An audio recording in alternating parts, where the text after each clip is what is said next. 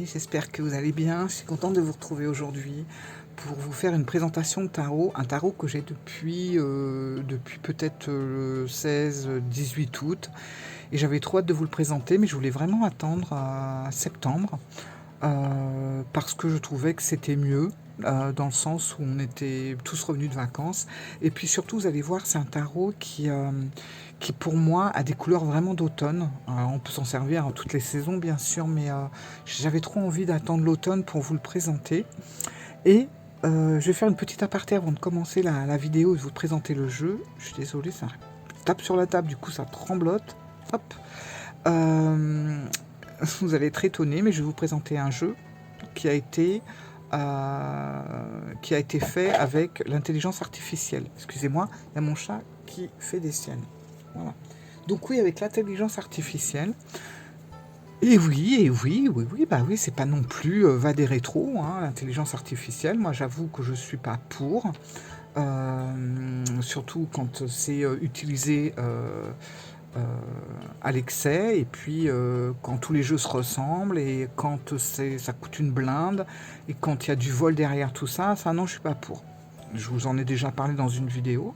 Maintenant, je vous ai dit aussi que j'avais quelques jeux qui étaient faits avec cet outil, et que l'intelligence artificielle, faut pas non plus crier dès qu'on en entend parler, parce que c'est pas quelque chose de mauvais en soi, hein. Dans le médical, on s'en sert, et heureusement, ça permet de détecter beaucoup de choses. Et même quand vous prenez la route, je suis sûr que vous vous en servez avec, que ce soit GPS et choses comme ça. Voilà. Donc juste une petite aparté là-dessus. Si jamais j'ai des commentaires un peu trop fougueux qui sont à la limite du respect, je validerai pas. Tout simplement pour, voilà, je n'ai pas envie de ce genre de choses. Ici, bon, je sais que moi j'ai beaucoup de chance, hein, j'ai des abonnés, vous êtes en or, voilà, des abonnés bienveillants, et vous savez toujours très bien comprendre les nuances, quand j'ai envie de vous dire quelque chose, même si je m'exprime pas forcément toujours avec une clarté incroyable, vous captez. Donc je sais que j'aurais pas de problème, mais au cas où, s'il y avait quelques personnes qui passaient par là, je validerais pas des commentaires agressifs, quoi, par rapport à ça. Voilà. Je referme cette petite aparté, et puis, eh ben, écoutez, de quoi on parle, parce que c'est bien beau, mais faut que je vous montre tout ça. Attendez, le chat m'a fait tomber la boîte, j'arrive. Voilà, on va parler du tarot Leitekina-Tabi. Leitekina-Tabi. Voilà, parce que ça se prononce comme ça. Le R se prononce pas au Japon, hein. Le R est un L, donc Leitekina-Tabi. Voilà, qui veut dire tout simplement le voyage spirituel. Voilà, je crois que voilà, tout est noté ici. C'est Anéo, donc c'est assez mystérieux, je reconnais. Mais bon, pour avoir dialogué avec eux, j'ai trouvé des personnes très très sympathiques, très ouverts, et qui répondent à chaque message. Et autre chose aussi que j'ai beaucoup apprécié, c'est que justement, sur leur boutique Etsy, c'est clairement indiqué que ce jeu a eu affaire à cet outil de l'intelligence artificielle. Donc c'est annoncé, c'est dit, c'est clair, c'est transparent, et ça j'ai apprécié, ce qui n'est pas le cas de tout le monde. Et là, voilà. Alors, je vais vous parler de ce jeu parce que moi, écoutez, je l'aime beaucoup. Je l'aime beaucoup parce que c'est un jeu, je trouve, qui sort carrément de tout ce qu'on peut voir au niveau de l'intelligence artificielle. Pour moi, c'est vrai, tous les jeux se ressemblent, les couleurs sont hyper criardes, enfin bon, bref, j'aime pas. Voilà, j'aime pas. Et là, je suis restée comme ça, bouche ouverte, la langue pendante, et je me suis dit, mais il est super beau, et en plus, il me parle, quoi. J'ai regardé les cartes, et certaines m'ont parlé, d'autres m'ont ému. Ça m'a fait un bien fou, en fait, de regarder ce jeu. Donc, je vais vous le présenter. Alors, il arrive dans une boîte comme ça, c'est typiquement japonais, hein. Belle boîte, voilà. Ça reste très simple, mais bon, une belle boîte quand même. On a un petit livret très bien expliqué, tout en anglais, mais c'est bon, voilà, il n'y a pas grand chose, donc ça va assez rapidement. Bon, bah classique, hein, ça nous annonce si c'est une arcade majeure ou mineure, voilà, donc ça pour quelqu'un qui ne saurait pas vraiment ou qui débuterait, au moins ça c'est annoncé. Donc la catégorie mineure ou majeure. Ensuite, vous avez l'explication en quelques mots-clés de la carte droite, explication quelques mots-clés carte renversée. Et alors moi c'est ça surtout, c'est le plus de ce jeu, et c'est ce que j'ai beaucoup aimé explorer d'ailleurs, c'est que tout ce qui est rouge, c'est le lien qu'on va avoir entre le tarot traditionnel et le côté, comment dire, le côté folklorique du folklore japonais. Voilà, donc vous allez voir qu'il y a un lien à chaque fois, et ça c'est vraiment bien travaillé, et c'est super intéressant. Alors, j'avoue, là, je vais toucher surtout les gens qui aiment le Japon, parce que bah, si vous détestez les voyages, si vous détestez l'Asie, si vous détestez le Japon, forcément, ça va pas vous parler plus que ça. Ce que je comprends, bon, bah voilà. Maintenant, pour ceux qui aiment le Japon, qui aiment la culture japonaise, qui aiment les traditions japonaises, etc., le folklore japonais, vous allez aimer.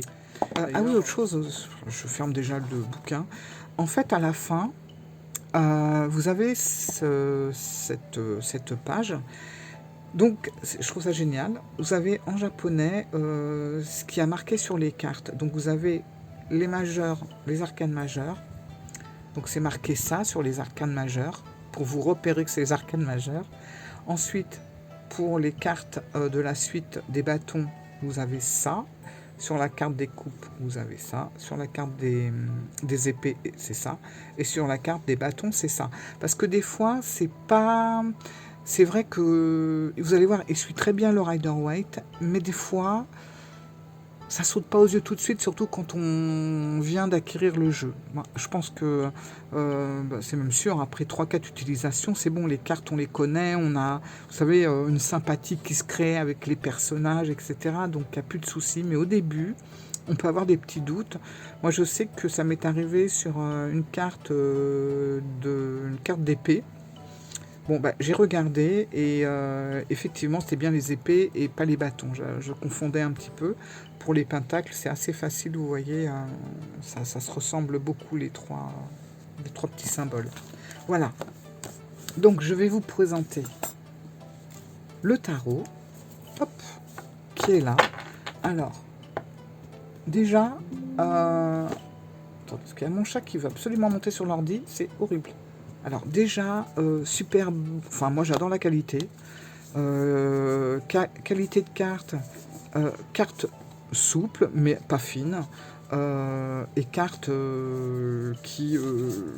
très jolie quoi. Enfin moi je l'ai brassé quelques fois, et enfin depuis que je l'ai, et bon voilà, ça bouge pas, il est très bonne qualité. J'aime beaucoup le dos, comment il est représenté, les deux petites cartes Pokoi comme ça, qui représentent en même temps ben, voilà, le yin, le yang, etc. Et puis cette petite touche de dorure, hein, c'est des feuilles d'or qui ont été collées aussi tout autour de la carte. On voit comme ça, voilà, c'est le petit liseré qui entoure la carte, et puis le petit rond ici, quoi. Voilà, donc vraiment, je le trouve, le dos très beau.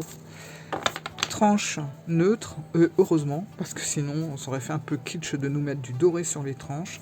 Et puis, eh ben, on va commencer, c'est pas dans l'ordre, parce que ben, je m'en suis servi, et vous allez voir. Les illustrations, franchement, donnez-moi votre avis sur les illustrations. Moi, j'ai trouvé ça vraiment beau. Franchement, j'ai l'habitude de voir des illustrations, même des estampes japonaises, etc. Et je les trouve magnifiques. Un petit truc, non, je vous le dis pas tout de suite. Je vous dirai quelque chose à la fin. Vous verrez. Je vous le dis pas tout de suite. Je vous dis rien pour l'instant, et on verra après. Donc on commence, on va se promener doucement avec les cartes. Voilà, et on commence avec la tempérance. Alors vous voyez déjà, C'est très joli. Le plus difficile pour avoir créé ce jeu-là, comme quoi, même si on utilise pour le coup dans ce jeu l'intelligence artificielle, il y a quand même eu un challenge, c'était de créer, de trouver un folklore qui combinait bien avec la signification classique en fait du tarot. À la fin, on tirera une carte et je vous montrerai. Et ça, je comprends que ça n'a pas dû être simple pour créer en fait ce jeu, parce que déjà, vous avez pour chaque carte, vous voyez, un petit... enfin, je reviens au livret, hein. Je vais essayer d'être clair. Vous voyez, pour chaque carte en rouge, vous avez justement un folklore qui est là, et en fait, c'est intégré à une carte du tarot.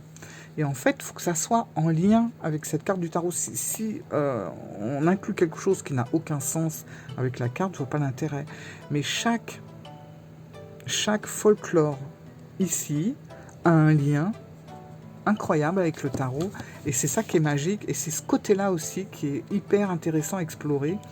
Et d'autant plus si on aime le Japon et sa culture, quoi. Voilà. Et je trouve ça très très riche. Parce que on a des jeux comme le Kami et Yokai, etc. Mais on n'a pas de tarot. Moi, franchement, j'en ai pas vu. Et des tarots qui touchent ce côté folklore combiné avec les significations classiques du tarot, j'en connais absolument pas. Je pense que c'est le seul. Voilà. Et je trouve que ça, c'est vraiment... serait vraiment chouette d'avoir créé ce mélange. Ce mélange, voilà. Allez, on y va. J'avais trop envie de vous dire ça parce que ça, c'est important. Et je vous rajouterai quelque chose à la fin qui est très très important aussi. Mais je peux pas vous le dire tout de suite. Voilà. Alors, la tempérance.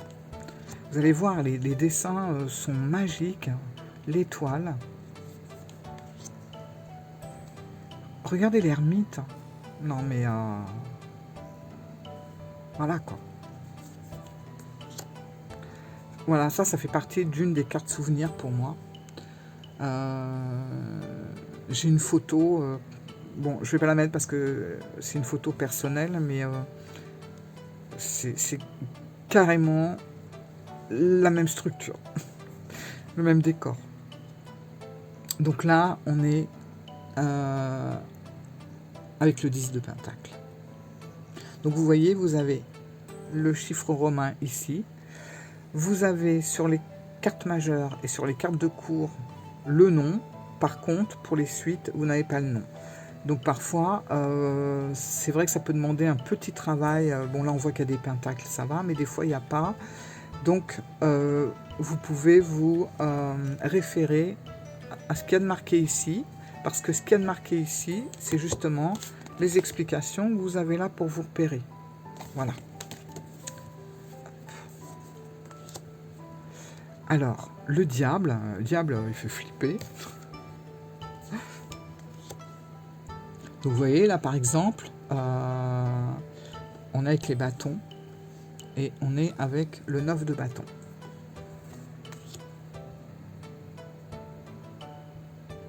Là on est avec les coupes.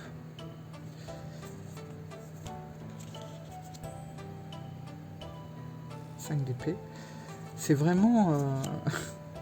je trouve les dessins superbes, quoi. Là c'est le pendu. Alors c'est étonnant, le pendu. Vous voyez, on voit un petit comme genre de petit écureuil en train de démêler quelque chose. Bon, moi, j'ai pas encore tout lu. J'ai pas tout lu, justement, tous les folklores qui sont notés dans le livre en rouge. Mais j'ai hâte parce que j'en ai lu quelques-uns et c'était vraiment très intéressant. La mort.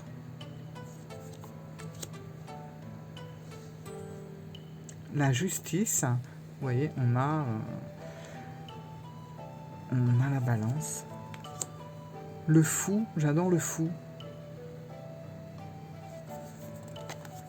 Sinon, je les aime toutes les cartes. Je sais pas comment me mettre. Hop, je vais faire comme ça. Voilà. La grande prêtresse.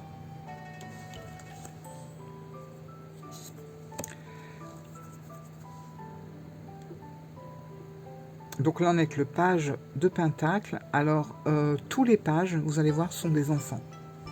Ce qui me paraît logique en même temps. Et c'est vrai que la suite des pages, on va quand même la reconnaître. Elle est dans des tons d'un joli vert, un beau vert kaki pâle. J'aime beaucoup la tour.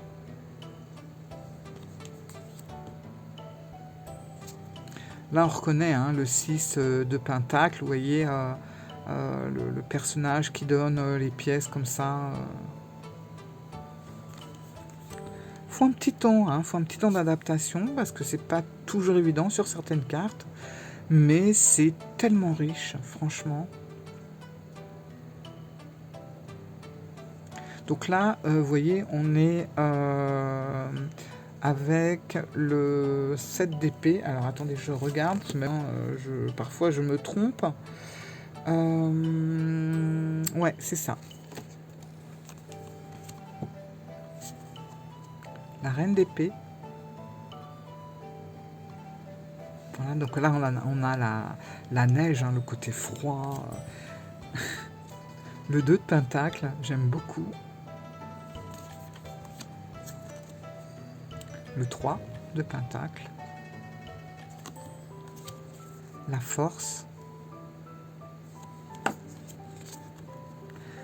Là, on est aussi avec les pentacles, on le voit par rapport, vous voyez, ces couleurs. Donc là, on reconnaît, hein, on reconnaît le 9 de pentacle. Donc voilà, la femme, bon, on a le petit oiseau. Je pense pas qu'il y ait un petit escargot qui se promène, mais en même temps, peut-être. Hein, j'ai pas scruté tous les petits détails.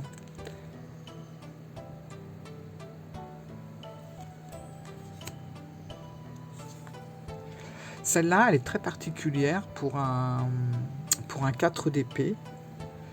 Parce que alors là, on n'est plus dans la méditation ou le repos. Et quand vous lisez justement le petit folklore rouge qu'il y a noté, on comprend le pourquoi. Et en même temps, c'est une histoire très connue et ça colle très bien avec l'image qui est représentée. Le cavalier de Pentacle. Vous voyez, les cavaliers ne sont pas avec les chevaux. Mais bon, voilà, ça parle tout autant. Celle-là, je la trouve super belle, les amoureux.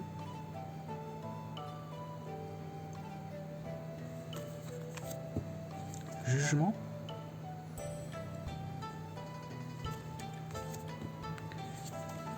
L'as d'épée. Alors les as, vous allez voir, sont particulièrement beaux aussi. Le roi de Pentacle.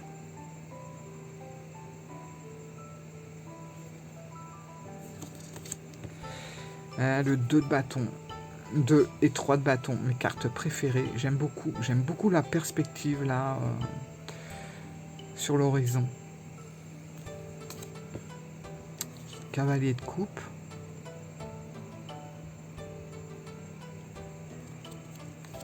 La roue de fortune, elle est magique. Franchement, je le trouve beau. Je le trouve beau ce jeu. Le chariot. Et là, on a juste la partie visuelle. Hein, on est bien d'accord. On n'a pas... bon, c'est vrai qu'il faut lire le livre pour avoir justement toute la partie historique et culturelle du tarot et du folklore japonais. On est que les bâtons. 4 de coupe. Cavalier d'épée. Alors les cavaliers, vous remarquerez également, quelle que soit la suite, sont quand même des guerriers. Hein. Samouraï. Le roi de coupe.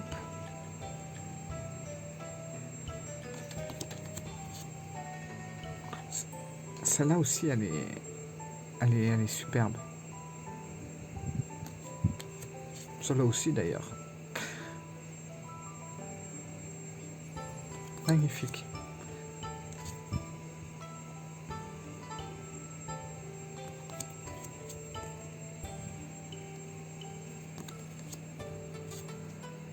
Très belle.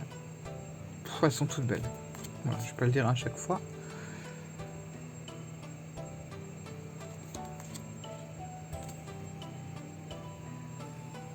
Une 10 de bâton.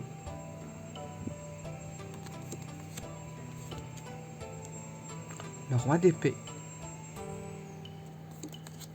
Et là, on est avec le page d'épée. Donc là, on voit, hein, c'est un petit guerrier, là, en devenir.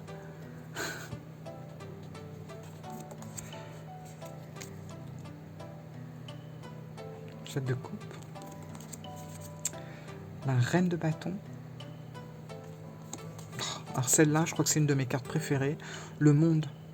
Le monde, voilà. Vous savez, il y a beaucoup de poésie dans la façon de s'exprimer ou de voir les choses au Japon. Et je trouve que là, le fait de voir le monde sur une tortue, ça a beaucoup de sens aussi. J'ai pas lu le folklore sur le livre, mais je le ferai. Parce que je pense que c'est très intéressant. Pentacle. L'empereur.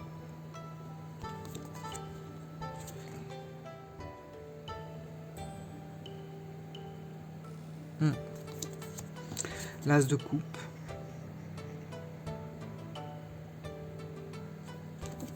La lune. Elle est belle.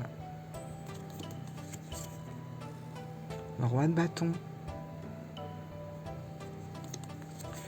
Puis bon, c'est vrai que si on regarde bien, chaque suite a quand même une couleur. Hein. On voit que les bâtons, on est plutôt dans du rouge. Les pentacles, on est plutôt dans du vert. Les coupes, on va être plutôt dans du bleu. Donc là, celle-là, elle est belle. 2 de coupe. Pentacle.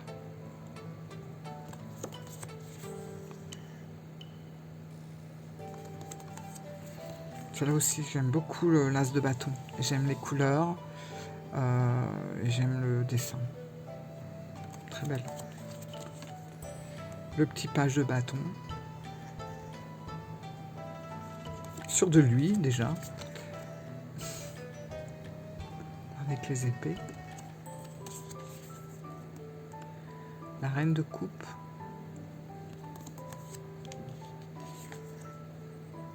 Là, on est avec le 8 de pentacle. Je vois pas tout, ce que je regarde par-dessus mon écran du haut, donc je suis pas toujours dans le détail, je vois pas toujours bien. Hiérophante.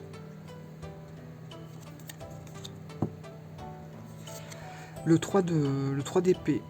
Alors, c'est marrant, le 3 d'épée, là, c'est le dos qui est touché.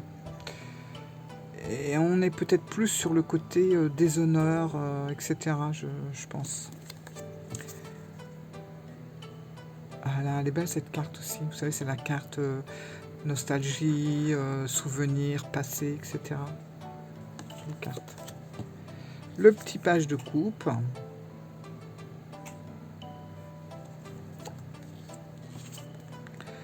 La reine de pentacle.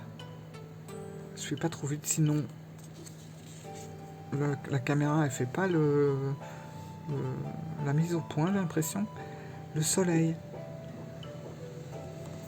Ah, attendez. C'est mon chat qui fait des bêtises.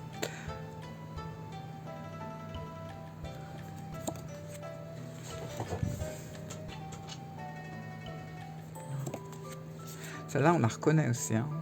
Elle est originale. Si vous regardez bien, on a un peu le mont Fuji qui se trouve par-ci par-là sur certaines cartes. Là, on est avec l'impératrice. Celle-là aussi, hein, le 5 de pentacle. Donc voilà pour le Leite Kinatabi. Alors, ce que je voulais vous dire, oui, c'est vraiment des couleurs, des super couleurs d'automne. Voilà, moi c'est ça que j'aime, c'est ces couleurs-là. Et ce que je voulais vous dire justement, c'est que vous avez sur certaines cartes les petits soucis qu'on peut retrouver quand on fait de l'intelligence artificielle, au niveau des mains par exemple. Et j'ai vu quelques petites critiques, mais pas du tout méchantes, hein, des critiques gentilles, comme quoi justement, effectivement, si on regarde certaines illustrations et les mains de certains personnages, on voit qu'il y a quelque chose qui est un petit peu déréglé. Mais étrangement, si, si on n'y fait pas attention, enfin je sais pas, ça n'a pas dû vous choquer, je pense. Et si jamais vous avez remarqué ces petits soucis de main, eh ben honnêtement, moi ça ne me choque pas dans le contexte où on se trouve. Dans le thème de ce jeu, qui représente quand même le folklore japonais, avec toute la mythologie, les fantômes, les démons, les déesses, les dieux et tout ça, qui sont souvent un peu difformes parfois, comme parfois ils ont 9 queues, parfois ils ont 2 têtes, parfois voilà. Et ben le fait de voir des personnages dans ce thème-là, avec 6 doigts ou des mains allongées un petit peu crochues, c'est pas quelque chose qui m'a choqué ou qui m'a même interpellé, dans le sens où on pourrait presque trouver ça normal dans le contexte du jeu. Vous voyez ce que ce que je veux dire? Alors par exemple, on va prendre, alors c'est pas partout, puis c'est vraiment pas choquant. Par exemple, ouais, faut regarder, vous voyez les bras, il y a des petits trucs. Il y a une déesse, elle a des mains tellement crochues, puis je crois qu'elle a 6 doigts. Mais honnêtement, on pourrait penser vraiment qu'elle est comme ça, quoi. Alors attendez. Vous voyez, voilà. C'est la reine de bâton. Si vous regardez la reine de bâton, vous voyez ses mains. On voit que, bon, voilà, il y a quand même 1, 2, 3, il y a plusieurs doigts et ils sont bizarres. Mais est-ce que ça choque? Non. Franchement, on aurait ces petits défauts-là sur des cartes d'un jeu moderne, avec des êtres humains, voilà. Oui, effectivement, ça l'aurait pas fait du tout. Mais là, du fait qu'on soit dans un milieu de démons, de fantômes, de personnages un petit peu bizarroïdes, et ben honnêtement, moi, ça ne m'a pas du tout choqué. Voilà, et je tenais à le signaler parce que il y a des personnes qui vont dire ah bah oui mais là pourquoi là les doigts comme ci comme ça, je pense que si on s'intéresse à la culture japonaise et à son folklore et au yokai et à tout ça, ça paraît presque normal d'avoir ce genre de petite difformité au niveau des mains. Voilà. Je voulais juste vous dire ça, je voulais pas vous le dire avant, pour pas que vous soyez justement à regarder à chaque fois les doigts. Mais dites-moi si ça vous a sauté aux yeux tout de suite de les illustrations au début, de voir ces mains un petit peu bizarres. Parce que moi, honnêtement, je fais très attention à ce genre de petits détails parce que je suis pas très IA pour certains jeux, hein, pas pour tous, la preuve. Et je suis pas non plus complètement fermé, je peux très bien tolérer les jeux, voilà. Après, quand c'est des reprises d'images, qui sont pas forcément libres de droit, etc., ouais, ça me choque. Là, on est sur des estampes, on est sur justement l'art ukiyo, les choses comme ça. Voilà, je vous ai sorti ça également. Il n'y a rien de grave en fait. Et rappelez-vous du renard à 9 queues. Voilà. Parce que moi, ça m'a absolument pas choqué dans les illustrations. Et j'aime énormément ce tarot. Je vais le garder précieusement. Et puis maintenant que je vous en ai fait la présentation, écoutez, j'ai envie de vraiment m'en servir pour voir ce qu'il a dans le ventre. Si vous voulez, on va se tirer vite fait une petite carte. Comme ça, je vais vous lire un peu ce qu'il y a de marqué sur les folklores. Je sors mon chat, j'arrive. Allez, on va se relever un peu. Hop. Oh là là là. Oh là là. Pff. Oh, mais je suis nul ou quoi? Allez. Ah, vous allez voir, c'est un jeu qui glisse très bien, mais en même temps, voilà quoi, ça reste gérable, hein, ça nous échappe pas. Et on va tirer une carte. Alors, je laisse passer ma main, et quand je le sens, je la prends. Voilà, c'est celle-là. Hop. Ah, j'adore. J'adore. J'adore la suite de pentacles dans ce tarot. Alors ça tombe bien. Et on est avec le 10 de pentacles. Donc c'est une très belle carte.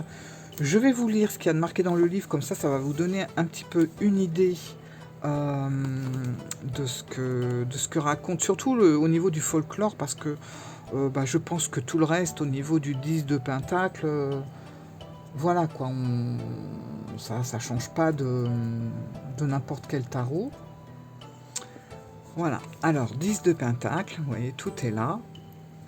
Alors, je vais vous lire ce que ça nous dit. Alors, déjà, ça nous met la catégorie, donc arcane mineur, c'est ce qu'on a de marqué ici. Ensuite, on a le côté droit de la carte, donc l'héritage, les racines, l'ascendance familiale, les fondations, les privilèges, la richesse. Voilà. Et dans la version renversée de la carte, c'est noté conflits familiaux, faillite, dette, succès, conflit d'argent, instabilité. Voilà. Après, je vais vous lire le petit folklore en rouge. C'est ça qu'on appelle le petit folklore du Japon, en fait. C'est-à-dire vraiment ce que ça justement le travail qui a été fait par les créateurs de rajouter. C'est ça qui a été apparemment très très compliqué de trouver vraiment quelque chose qui collait avec la carte. Donc on est avec Inalis Legacy. Inalis Legacy, je pense que c'est aussi... on en parle aussi dans le Kami Yokai. À voir, on ne me rappelle plus, mais voilà. Alors, Inalis Legacy, ça représente la famille, le patrimoine et la transmission des traditions. Alors vous voyez, on est carrément dans le 10 de tarot. Hein. Inali est une divinité associée à l'agriculture et à la prospérité. Voilà. Donc là, on est vraiment dans le 10 de pentacle. Et c'est ça que je trouve génial, et c'est comme ça pour toutes les cartes. C'est-à-dire qu'à chaque fois, vous allez avoir un folklore d'une divinité qui va nous rappeler la signification du tarot classique, en fait. Et là, voilà. Inalis, on est à fond dedans. Hein. Transmission des traditions, associée à l'agriculture en plus et la prospérité, alors qu'on est dans le pentacle, c'est nickel. Voilà. Et c'est pour ça que si vous vous intéressez vraiment au Japon, à son folklore, à ses divinités, je trouve ça génial de pouvoir coller comme ça un folklore à une carte de tarot. C'est super intéressant. À la limite, tout ce qu'il y a ici, vous n'êtes pas obligé, mais ça, franchement, ce qui est en plus, c'est en rouge, comme ça, voilà, hein, on sait tout de suite où on va. Et c'est hyper intéressant de lire pour voir la relation avec la carte. Moi, j'adore. Voilà les amis, écoutez, voilà notre petite exploration avec ce tarot magnifique. Les Itekina Tabi, le voyage spirituel. Et si vous aimez le Japon, l'Asie, le Japon, etc., je vous conseille vraiment ce jeu. Surtout pour la saison qui arrive, la saison de l'automne. ouais, il est beau, voilà.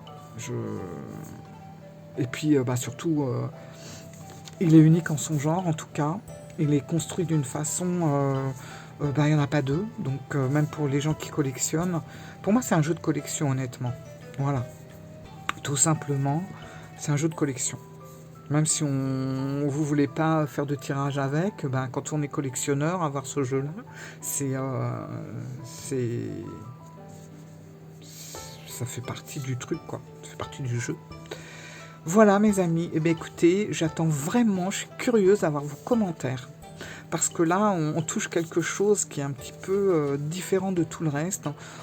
On touche à un jeu qui a été fait sous l'intelligence artificielle. On touche à un jeu qui est quand même unique dans sa construction, avec ses folklores collés au traditionnel jeu du tarot classique. On est dans des, bah, dans des couleurs, dans des tons franchement très automnales. Et j'ai vraiment hâte d'avoir votre avis sur ce jeu, savoir ce que vous en avez pensé. Est-ce qu'il vous intéresse? Est-ce que vous le trouvez beau? Voilà. Sur ce, mes amis, un petit commentaire donc, un petit pouce, et puis voilà. Et puis je vous fais plein de gros bisous, et on se retrouve très bientôt. Ciao les amis, au revoir.